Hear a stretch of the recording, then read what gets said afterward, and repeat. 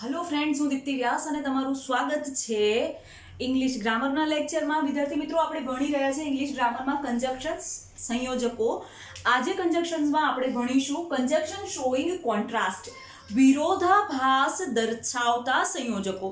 વિરોધાભાસ કઈ રીતે? તો ભાઈ, એક કોઈ પોઝિટિવ વાક્ય આપ્યું છે, એક હકારાત્મક વાક્ય આપ્યું છે, એની સાથે એક નકારાત્મક વાક્ય તમારે જોડવાનું છે, તો એ વિરોધાભાસ થઈ ગયો.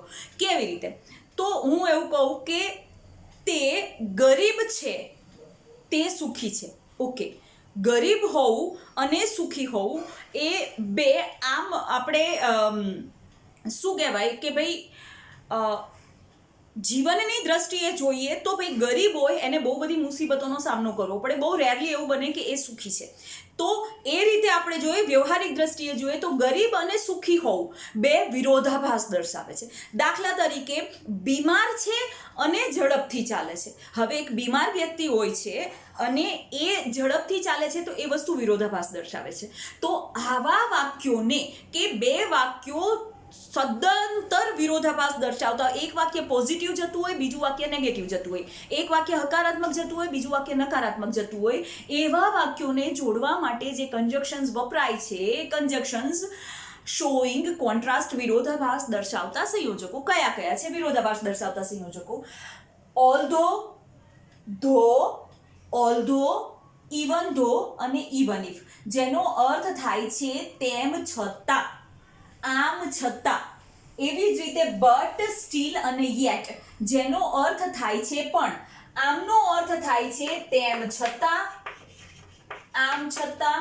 આનો અર્થ થાય છે તેમ છતાં અથવા તો પણ. આનો અર્થ થાય છે છતાં, આનો અર્થ થાય છે પણ છતાં, આનો અર્થ થાય છે પણ છતાં. તમે પણ મૂકો, આમ છતાં, તેમ છતાં, ખાલી એમને છતાં મૂકો. ટૂંકમાં આ જે શબ્દો છે એ વિરોધાભાસ દર્શાવે છે. ધો, ઓલ્ધો, ઇવન ધો અને ઇવન ઇફ, બટ, યેટ અને steel, how ever, as, in spite of અને ડિસ્પાઇટ. આ બધા જ સંયોજકો છે એ વિરોધાભાસ દર્શાવે છે. ઓકે, એમાં પહેલું આપણે જોઈએ. હવે બધા જ સંયોજકો આપણે નિયમ પ્રમાણે જોઈએ. પહેલો સંયોજક છે ધો, સંયોજકો છે ધો, ઓલ્ધો, ઇવન ઇફ અને ઇવન ધો. ઓકે, આ ચારે ચાર સંયોજકો છે એકબીજાના સ્થાને વાપરી શકાય છે. આ ચારે ચાર સંયોજકો છે એ વાક્યની શરૂઆતમાં પણ તમે વાપરી શકો છો, એ વાક્યના અંતમાં પણ તમે વાપરી શકો છો. ચલો ઉદાહરણ દ્વારા સમજીએ. હું એક ઉદાહરણ લખું છું. He is rich, he is unhappy. he is rich, he is unhappy. હવે વિરોધાભાસ કયો થયો? પૈસાદાર છે અને અનહેપી એટલે દુખી અથવા તો નાખુશ છે, તો એ વસ્તુ વિરોધાભાસ થઈ ગઈ. આ ચારે ચાર સંયોજકો ધો, ઇવન ધો, ઇવન ઇફ અને ઓલ્ધો, ચારે ચાર સંયોજકો છે તમે વાક્યની શરૂઆતમાં પણ મૂકી શકો અને વાક્યની વચ્ચે પણ મૂકી શકો. પણ યાદ શું રાખવાનું છોકરાઓ? યાદ એ રાખવાનું કે પોઝિટિવ વાક્યની સાથે આ ચારે ચાર સંયોજકો આવશે અને બીજું વાક્ય છે એ અલ્પ વિરામ કરીને જોડાશે. પોઝિટિવ વાક્ય કયું છે? હી ઇઝ રીચ. એની સાથે તમારે એ સંયોજક લેવાનું છે. કેવી રીતે? તો અહીં આગળ હું મૂકી દઉં ધો, ઓલ્ધો શરૂઆતમાં, ઇવન ધો, ઇવન ઇફ આ શરૂઆતમાં મૂક્યું, એની સાથે પોઝિટિવ વાક્ય મૂકી દો. આ ચારે ચારની સાથે હી ઇઝ રીચ, અલ્પ વિરામ કરીને બીજું વાક્ય જોડી દો. He is unhappy. Though he is rich, he is unhappy. Although he is rich, he is unhappy. Even though he is rich, he is unhappy. Even if he is rich, he is unhappy. Positive વાક્ય છે એની સાથે એની શરૂઆતમાં આ ચારે ચાર સંયોજકો જોવા જોઈએ અને જે બીજું વાક્ય છે એ બીજું વાક્ય તમારે અલ્પ વિરામ કરીને જોડી દેવાનું જો તમે શરૂઆતમાં આ વાક્યનો ઉપયોગ કરો છો. હવે આ સંયોજકોનો ઉપયોગ કરો છો. હવે આ જ સંયોજકો તમારે વચ્ચે લેવા હોય તો શું કરવાનું? વચ્ચે લેવા હોય તો પણ નિયમ તો એ જ લાગુ પડશે. વચ્ચે લેવા છે તોય તમારે પોઝિટિવ વાક્યની સાથે જ રાખવાનું. તો અહીંયા આગળ શું થશે? અહીંયા વાક્યનો ક્રમ બદલાઈ જશે. કેવી રીતે? He is unhappy. though unhappy પછી કોમા કરવાનો. though, although, even though, even if he is rich. Positive વાક્યની સાથે એની જ આગળ તમારે આ ચારે ચાર સંયોજકો મૂકવાના રહેશે. તો આ વસ્તુ થઈ ગઈ though, although, even if અને even though. એ ચારે ચાર શબ્દોનો અર્થ થાય છે આમ છતાં, તેમ છતાં, પણ. ઓકે, પણ યાદ શું રાખવાનું? જે પોઝિટિવ વાક્ય છે એ વાક્યની સાથે જ તમારે એ વાક્યની આગળ જ તમારે આ ચારે ચાર સંયોજકો મૂકવાના જો તમે શરૂઆતમાં લો છો તો. અને અલ્પ વિરામ કરીને બીજું જે વાક્ય છે એ જોડી દેવાના. તમે વચ્ચે લો છો વાક્યનો ક્રમ ઉલટાવી નાખવાનો. પોઝિટિવ વાક્યને તમે પાછળ લઈ જાઓ છો તો આ વસ્તુ વચ્ચે આવી જશે. તો આ રીતે though, although, even though અને even if થી વાક્ય જોડાય છે. બે વિરોધાભાસ દર્શાવતા વાક્યો, પોઝિટિવ અને નેગેટિવ બંને વાક્યો છે એને જોડનારા સંયોજકો વચ્ચે પણ આવે અને શરૂઆતમાં પણ આવે. હવે પછીના જે સંયોજક છે એ છે but, still અને yet.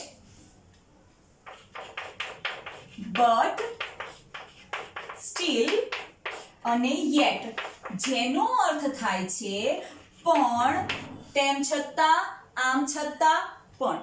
ઓકે, હવે શું છે? તો ભાઈ આ ત્રણે ત્રણ સંયોજકો છે. ત્રણે ત્રણ સંયોજકો એકબીજા સાથે વાપરી શકાય.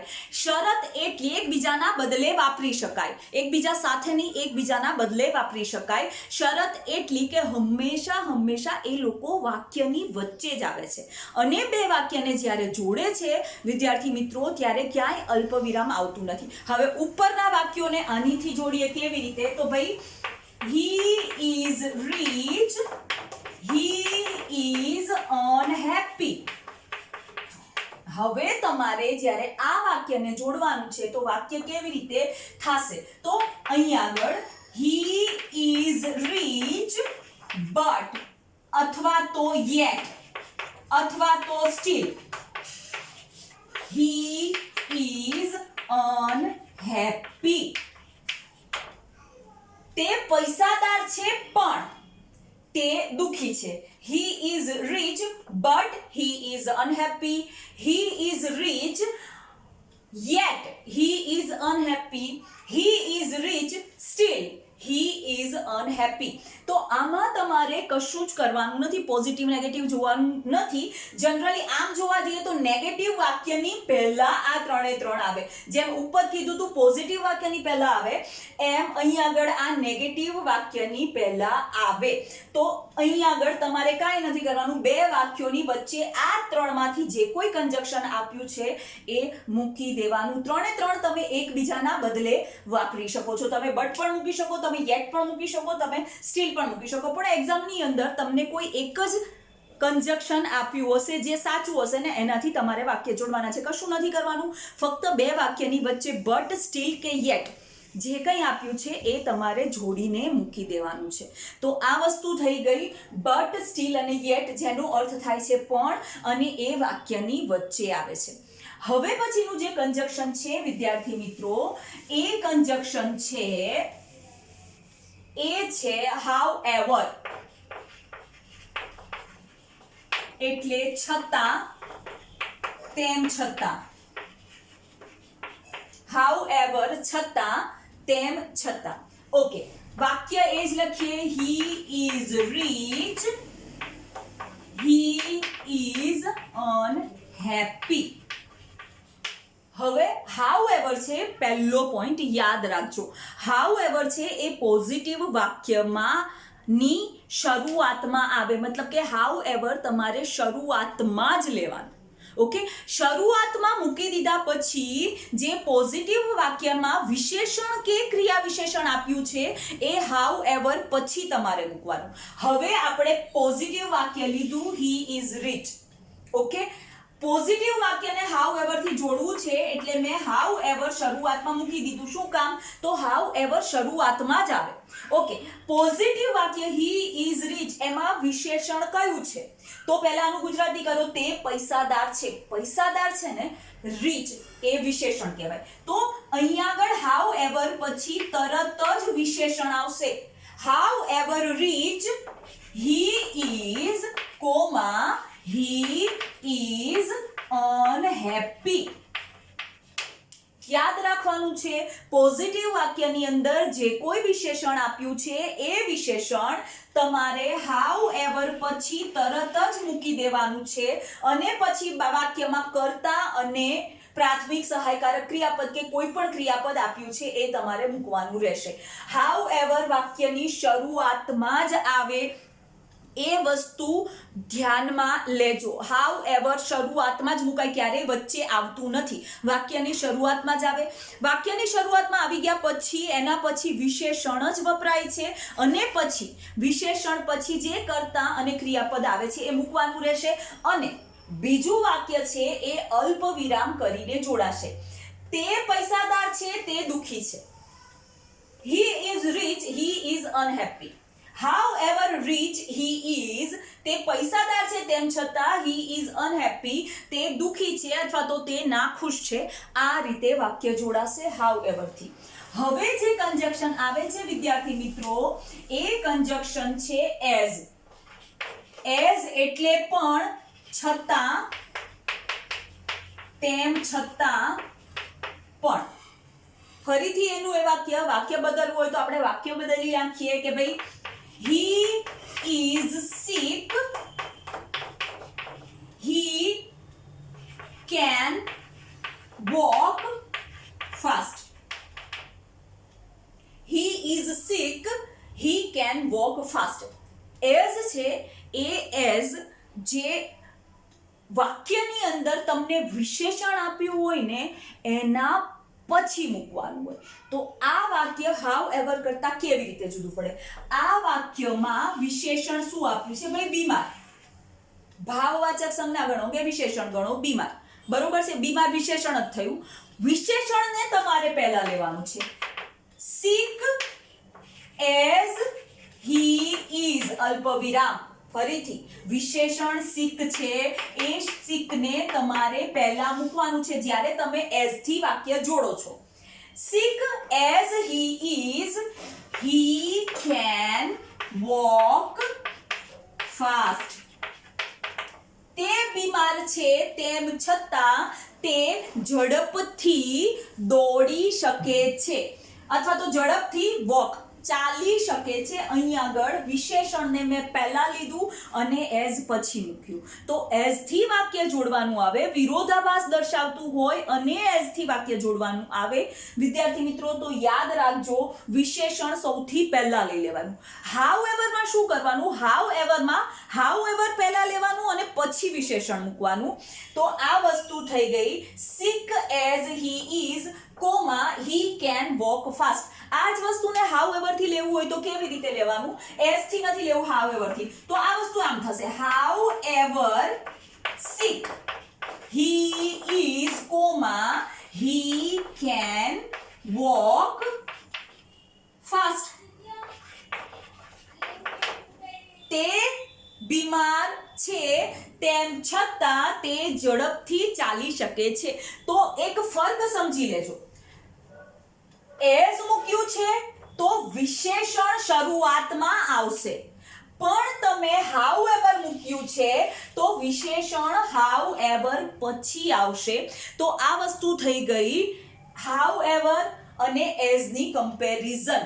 હાઉએવર પછી વિશેષણ, એઝ પહેલા વિશેષણ. બાકીનું જેમનું તેમ કરતા અને એમિઝાર આપ્યું હોય એ મૂકી દો અને બાકીનું જે વાક્ય છે એ તમારે અલ્પ વિરામથી જોડી દેવાનું છે. ઓકે, હવે પછીના જે બે કંજક્શન છે એ બંને કંજક્શન છે ઇનસ્પાઇટ ઓફ અને ડિસ્પાઇટ. ઇનસ્પાઇટ ઓફ અને બીજું છે ડિસ્પાઇટ. બંનેનો અર્થ થાય છે આમ છતાં, તેમ છતાં, પણ. ઓકે, બંને જણા છે ને વાક્યની શરૂઆતમાં જ આવે, પહેલી વસ્તુ. બીજી વસ્તુ એ છે કે જ્યારે બંનેનો ઉપયોગ કરો છો ત્યારે એની સાથે જે કોઈ ભાવવાચક સંજ્ઞા વપરાય છે અથવા તો કોઈ પણ જીરંડ જેને કહેવાય કૃદંત, વર્તમાન કૃદંત, એ તમારે આ બંનેની સાથે મૂકીને પછી તમારે બીજું વાક્ય અલ્પ વિરામ કરીને જોડવાનું છે. હવે હું વાક્ય લખું છું એમાં તમને સમજાવું છું કે ભાઈ આમાં જે ભાવવાચક સંજ્ઞા કઈ છે કે આની અંદર જીરણ કયું છે. ચાલો વાક્ય લખીએ. He is rich. He is unhappy. વાક્ય લખ્યું. હવે અહીં આગળ ભાવવાચક સંજ્ઞા કઈ છે? અહીં આગળ ભાવવાચક સંજ્ઞા નથી આપી, અહીં આગળ તમને આપ્યું છે વિશેષણ. તો આ કન્ડિશનની અંદર તમારે એ વિશેષણને ભાવવાચક સંજ્ઞામાં ફેરવવાની. તો પૈસાદારની ભાવવાચક સંજ્ઞા શું થાય? પૈસા. તો વાક્ય કેવી રીતે બનશે? શરૂઆતમાં આવશે એટલે લખી નાખો ઇન સ્પાઇટ ઓફ. ઓકે, અહીંયા આગળ કર્તા તરીકે તમને હી આપ્યો છે એટલે તેના પૈસા. પૈસા વિશેષણ પૈસાદાર છે પણ તમારે એને સંજ્ઞામાં ફેરવવું હોય તો તમારે પૈસા લખવા પડે. કોના પૈસા? તો આ હી છે એના. તો આની સંબંધક વિભક્તિ કઈ? તો ભાઈ his. In spite of his riches. હવે આ riches નો અર્થ તમે પૈસા પણ લઈ શકો, આ riches નો અર્થ તમે સમૃદ્ધિ પણ લઈ શકો. In spite of his riches, he is unhappy. તેની પાસે સમૃદ્ધિ હોવા છતાં, તેની પાસે પૈસા હોવા છતાં તે નાખુશ છે. તો અહીં આગળ તમારે જ્યારે in spite of નો ઉપયોગ કરવાનો આવશે ત્યારે તમારે એ જે કોઈ વિશેષણ આપ્યું હશે એને તમારે સંજ્ઞામાં ફેરવવું પડશે. આ એક વાક્ય થયું. હવે આ જ વસ્તુ મેં અહીં આગળ સંજ્ઞા રીચ પૈસાદાર હતું એને મેં સંજ્ઞામાં ફેરવી નાખ્યું કે ભાઈ તેની સમૃદ્ધિ. riches એટલે સમૃદ્ધિ, RICHES, riches એટલે સમૃદ્ધિ. એ રીતે એવું જ વાક્ય છે he has pain in his leg. બીજું he completes marathon.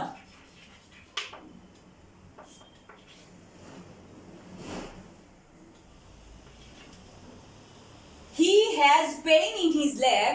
He complete marathon ના બદલે આપણે રેસ લઈ લઈએ. He completes race.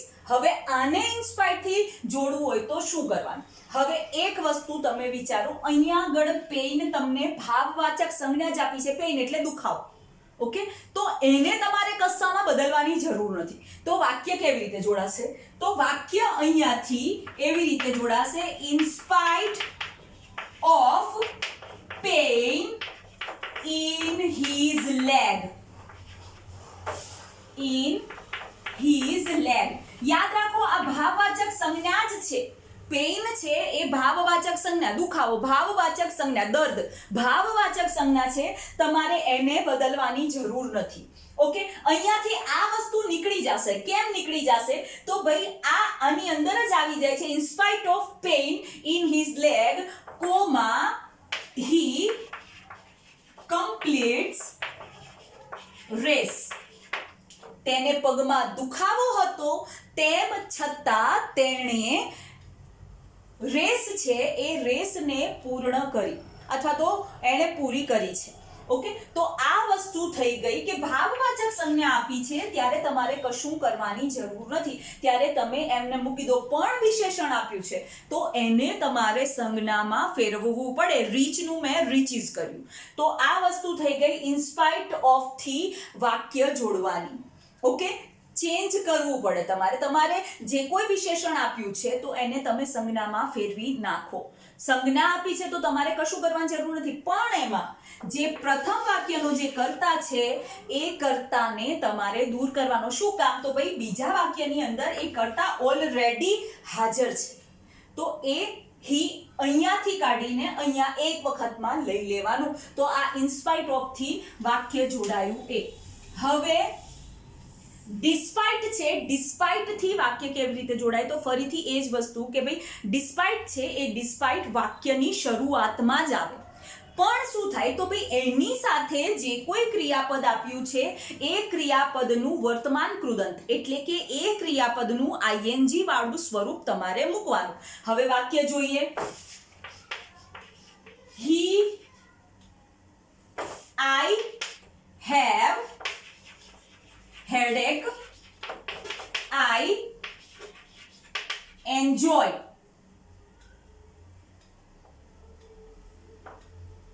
Party.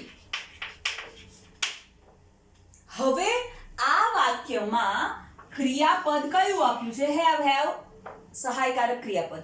Okay, have આપ્યું છે તો આનું તમારે આઈએનજી વાળું રૂપ કરવું પડે. કેવી રીતે થશે? તો ભાઈ ડિસ્પાઇટ વાક્યની શરૂઆતમાં આવે એટલે મેં ડિસ્પાઇટ મૂકી દીધું. ઓકે, વાક્યમાં કર્તા કોણ છે? બંને વાક્યમાં કર્તા એક જ છે, આઈ અને આઈ. એટલે જ્યારે તમે ડિસ્પાઇટ મૂકો છો તો કર્તા મૂકવાની જરૂર નથી, પણ તમને જે ક્રિયાપદ આપ્યું છે એનું આઈએનજી એટલે જીરંડ મૂકવાનું વર્તમાન કૃદંત. In spite having headache, I enjoy party. માથું દુખતું હોવા છતાં, આ છે ને હેવિંગ હેડેક એટલે દુખતું હોવા છતાં, માથું દુખતું હોવા છતાં હું પાર્ટી એન્જોય કરું છું, પાર્ટીમાં મોજ કરું છું. તો આ વસ્તુ થઈ ગઈ ડિસ્પાઇટ. ઇન્સ્પાઇટ છે એની સાથે ઓફ આવે છે, પણ ડિસ્પાઇટ છે એની સાથે ઓફ મૂકવામાં આવતું નથી. તો વિદ્યાર્થી મિત્રો, આ બધા જ સંયોજકો છે એ બધા જ સંયોજકો વિરોધાભાસ દર્શાવે છે અને બધા જ સંયોજકો મેં નિયમ સાથે તમને સમજાવી દીધા છે. હવે પછીના જ્યારે લેક્ચરમાં આપણે મળશું, વિડીયોમાં આપણે મળશું, ત્યારે આપણે એવા સંયોજકો કે જે આપણે રિલેટિવ પ્રોનાઉન તરીકે ભણી ગયા છીએ. Who, whose, which, when, where, why, whose, whom, who, એ બધા સંયોજકો તરીકે કેવી રીતે વપરાય છે એનો અભ્યાસ કરીશું. ત્યાં સુધી take care, B happy and good bye.